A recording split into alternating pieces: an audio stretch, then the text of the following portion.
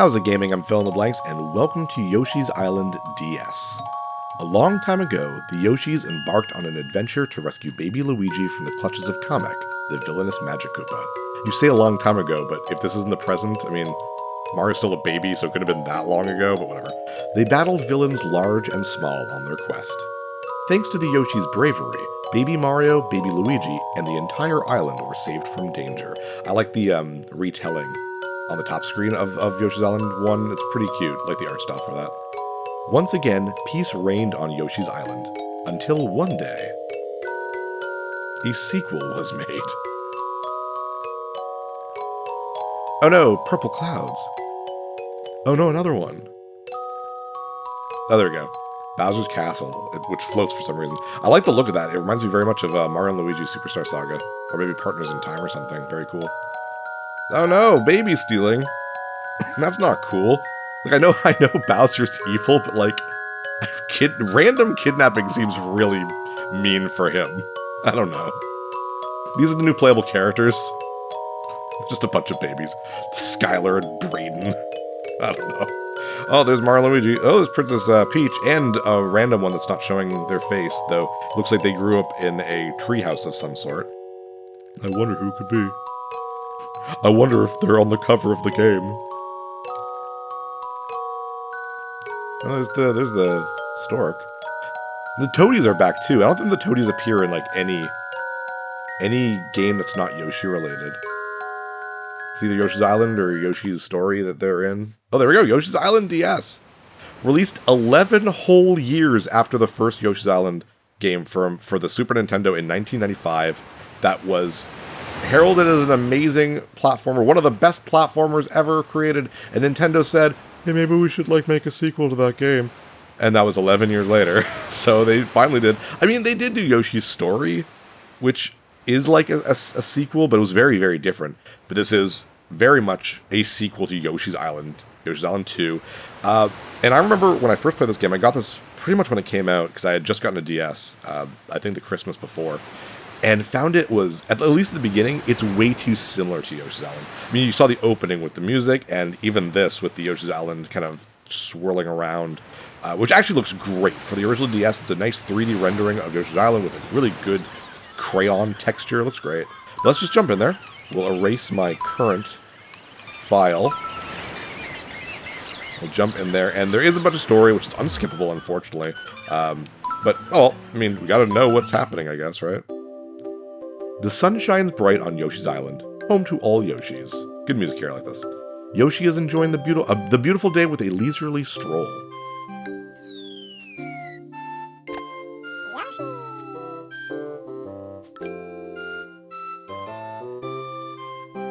Oh, there's Peach. Wonder where she was. Suddenly, out of nowhere, some babies drop out of the sky, as babies are, they tend to do. Miraculously, the babies appear to be just fine. One of the babies looks very familiar to Yoshi. Okay, so this is the same Yoshi from Yoshi's Island, then. Oh, there's Kamek. When we played Yoshi's Island on this channel way back, oh geez, it was either 2018 or 2019, I for some reason gave Kamek a really smooth, suave voice. I have no idea why I did, but for continuity's sake, I'm gonna continue that. No clue why. No clue why I did that. Now where did those brats go? Why do you want those specifically? Ugh, incompetent fools. I mean, they don't look very bright, the toadies.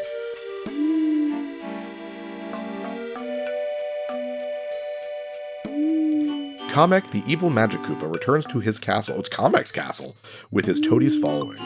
Kamek's plan is revealed. He's kidnapping babies from all around the world. Okay, but for why though? The plan is, I guess that's the action of the plan. What is the results or the reasoning for the plan? Anyways, as you can see, very similar to the opening 2 years on 1. The Yoshis hold a meeting to decide what to do with the babies who fell from the sky. They eat the babies, the end. Baby Mario looks forlorn and confused. There were more babies, and they have all been kidnapped. Baby Mario can't save them by himself. I mean, he didn't really do much in the first game, but okay.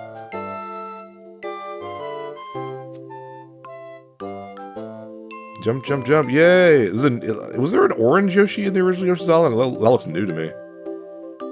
off they go. Once again, the Yoshi clan decides to save the day. This time, the stork is coming with them too. Every time I see stork, I read stonk. The stonks will help. Put money in the stonks. A new journey begins. Can the Yoshis and babies triumph over Kamek and save Baby Luigi? No. The rest of the Mario games are non-canon, don't really happen. Anyways, this is Yoshi's Island DS. If your enemy hits you, you drop your baby, your star power will start to decrease. If your star power reaches 0, Kamek's toadies will kidnap the baby. Get your baby back before this happens. Your star power will slowly rise back to 10.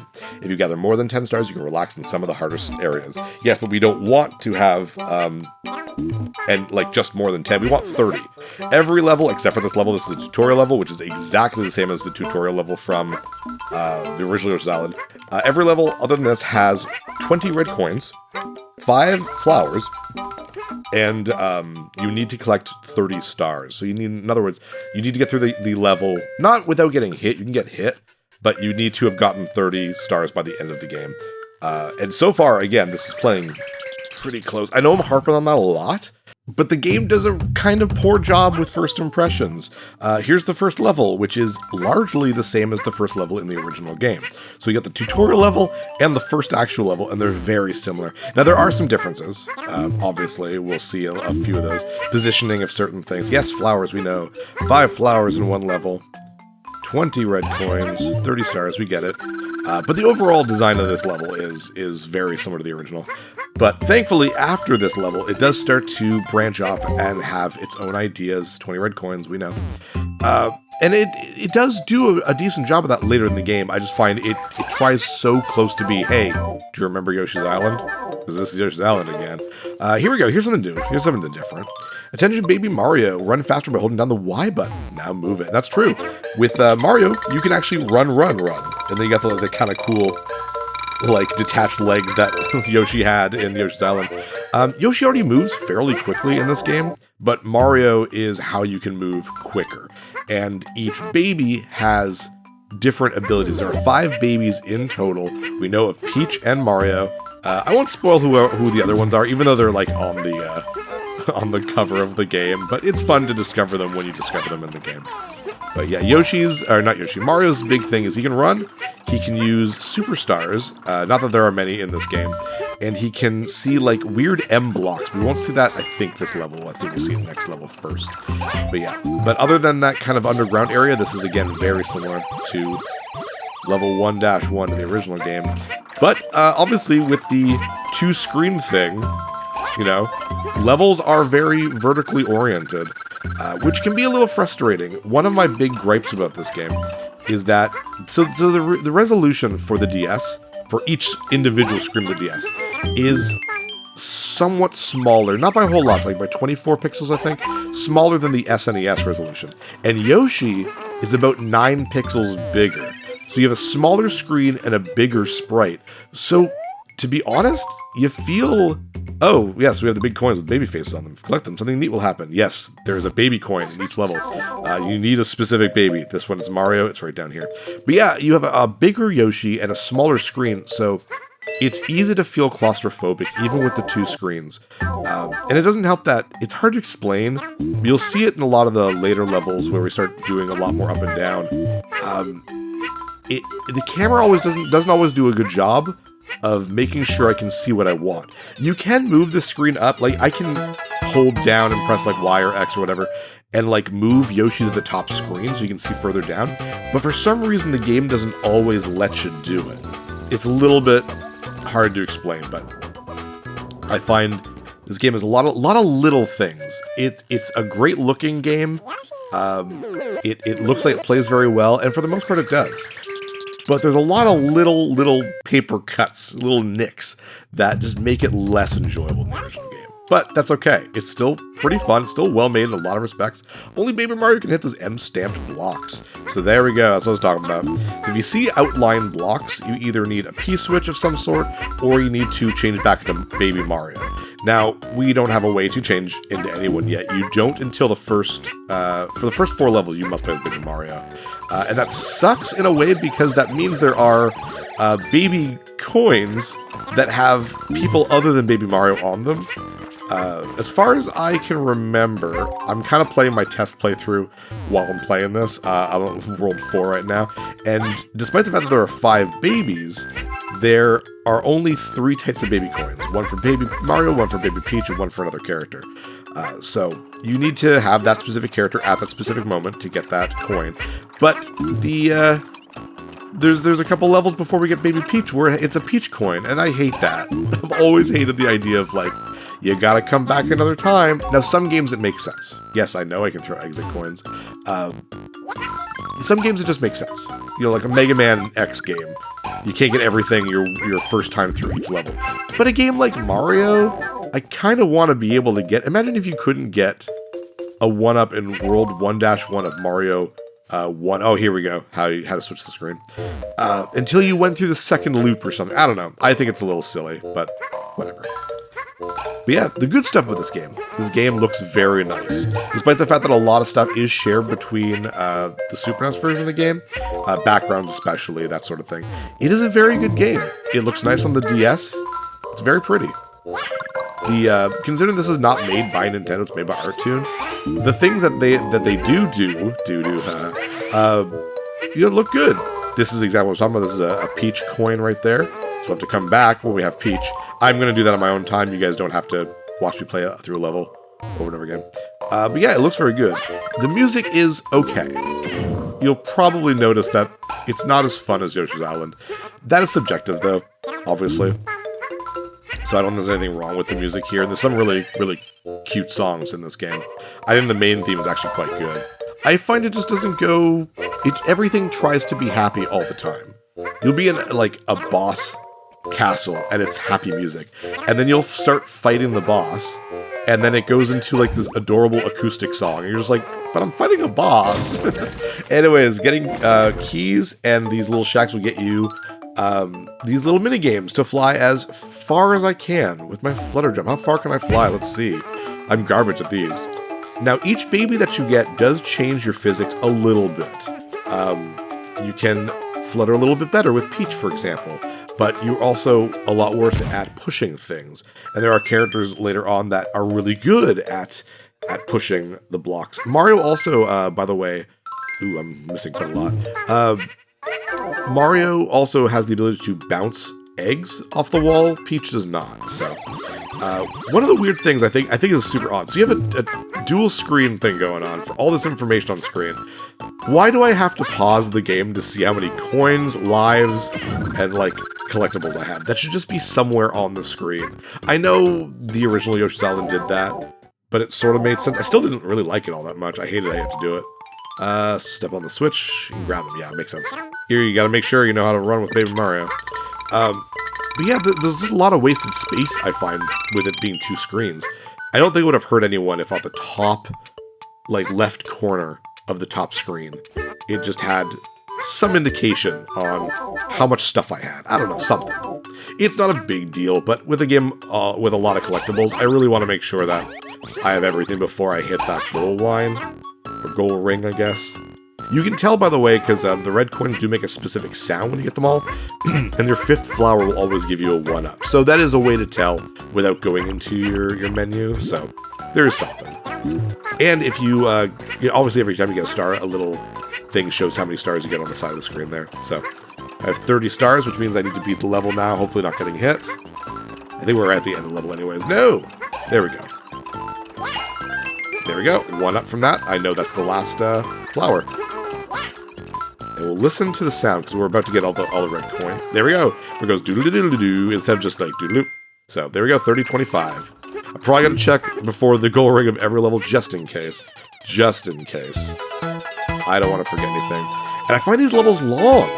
So, like, I don't want to have to go through a level again if I don't want to. So... yeah, now there are only 5 worlds in this game, as opposed to Yoshi's Island's 6 worlds, but I think the game makes up for it because this game's levels are way longer. Not so much now, but you'll see. I'm just going to hammer the button here. Slot machine. There we go. Didn't get it. I always find that slot machine is the hardest one to get anything good. The matching game's really easy. Other ones are all luck-based, but you're going to get a lot of lives in this game. It's like, it's not hard, but it's also not easy, I find. It's easy to survive, but it's hard to get everything, so I find I'm going back through a lot of my test playthrough, so that's why I really wanted to make sure that we're going to be getting everything on the first time through level, hopefully. Alright, here we go. And we got, oh, Tap Tap, like a weird Tap Tap ball instead of a big chomp. Pretty cool. I like Tap Taps. I think they're neat enemies that should come back into the Mario games. That's something you want to see like a Paper Mario game. Like, I loved how Paper Mario for the N64 had like the crazy daisies and stuff. Bring back the Tap Taps. That's cool. I like that.